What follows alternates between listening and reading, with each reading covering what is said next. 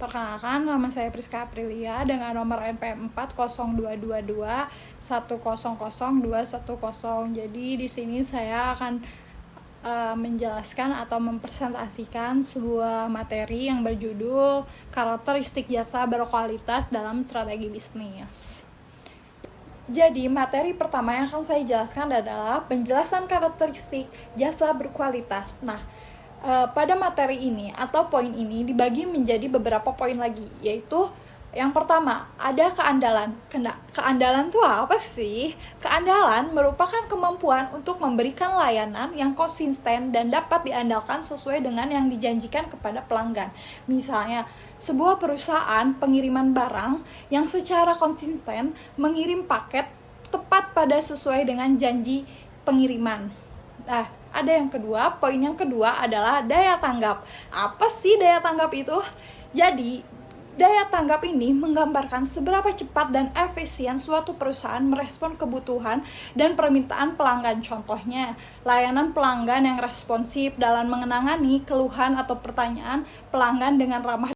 Lalu, poin yang ketiga adalah jaminan. Apa sih jaminan? Jadi, jaminan menyediakan kepastian kepada pelanggan tentang kualitas layanan yang diberikan. Contohnya gini, garansi produk atau jaminan kepuasan pelanggan yang menjamin pengembalian dana atau perbaikan pada suatu barangnya. Nah, terus yang keempat, poin terakhir adalah empati. Empati itu apa sih?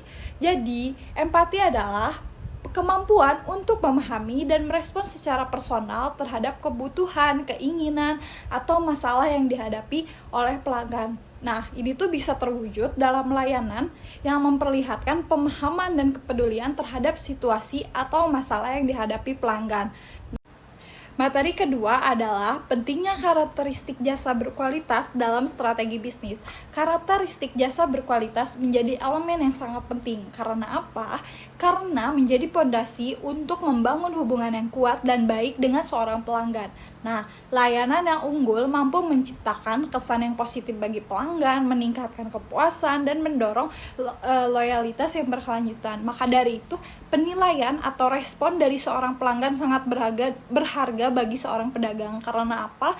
Karena dari hal itu, seorang pedagang bisa menerima hal positif atau negatif dari pelanggan, kurang dan lebihnya dari pelanggan, maka kekurangan seorang pedagang dan direspon oleh pelanggan.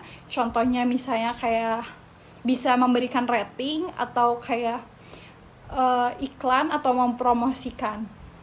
Materi ketiga yang akan saya sampaikan adalah contoh perusahaan sukses yang menerapkan karakteristik jasa berkualitas. Jadi di sini saya akan memberikan satu contoh perusahaan yang menerapkan karakteristik jasa berkualitas. Jadi di sini contohnya ada Southwest Airlines. Jadi di sini adalah maskapai penerbangan pesawat yang terletak di Amerika Serikat, lalu didirikan pada 15 Maret 1667 oleh Herb Kelleher dan Rolling King.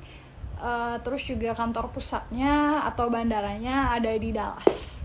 Lalu apa sih dan kenapa Southwest Airlines ini menerapkan karakteristik jasa yang berkualitas? Karena Southwest ini mengutamakan pelayanan yang ramah dan kepedulian terhadap kebutuhan pelanggan. Materi keempat yang akan saya jelaskan adalah strategi untuk meningkatkan karakteristik jasa berkualitas. Nah, pada materi ini dibagi menjadi 4 poin. Yang pertama, pelatihan karyawan yang lebih intensif. Melalui pelatihan yang lebih terfokus, karyawan dapat diperlengkapi dengan keterampilan yang diperlukan untuk memberikan layanan yang baik. Ini termasuk komunikasi yang efektif, kemampuan penyelesaian masalah, dan pengetahuan produk atau layanan yang lebih mendalam. Nah, lalu poin yang kedua ada perbaikan infrastruktur atau sistem. Investasi dalam infrastruktur yang lebih baik atau perangkat lunak yang mendukung layanan pelanggan dapat mempercepat atau mempercepat proses layanan dan memberikan keandalan yang lebih baik. Lalu poin yang ketiga ada penggunaan umpan balik bagi pelanggan. Nah, apa sih maksudnya? Menerima umpan balik dari pelanggan secara teratur dapat memberikan wawasan yang berharga untuk perbaikan.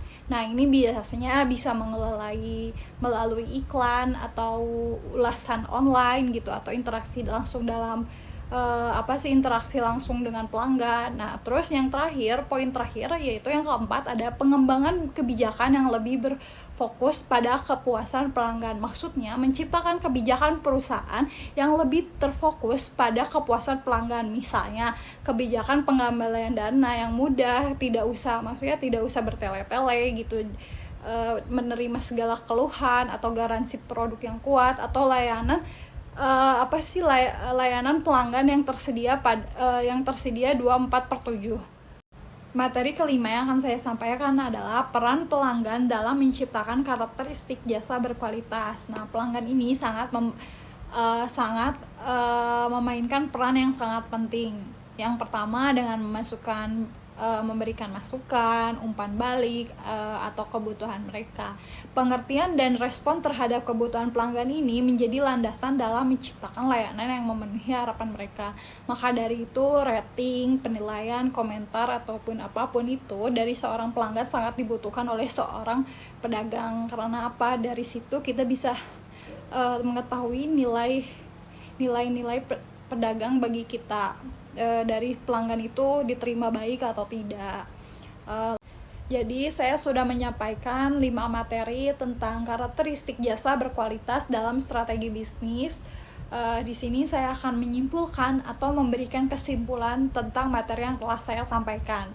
Jadi, dengan menerapkan karakteristik jasa berkualitas secara efektif, perusahaan dapat menciptakan ikatan yang kuat dengan seorang pelanggan, memperoleh reputasi yang solid, dan tumbuh secara berkelanjutan dalam kompetisi pasar yang semakin ketat.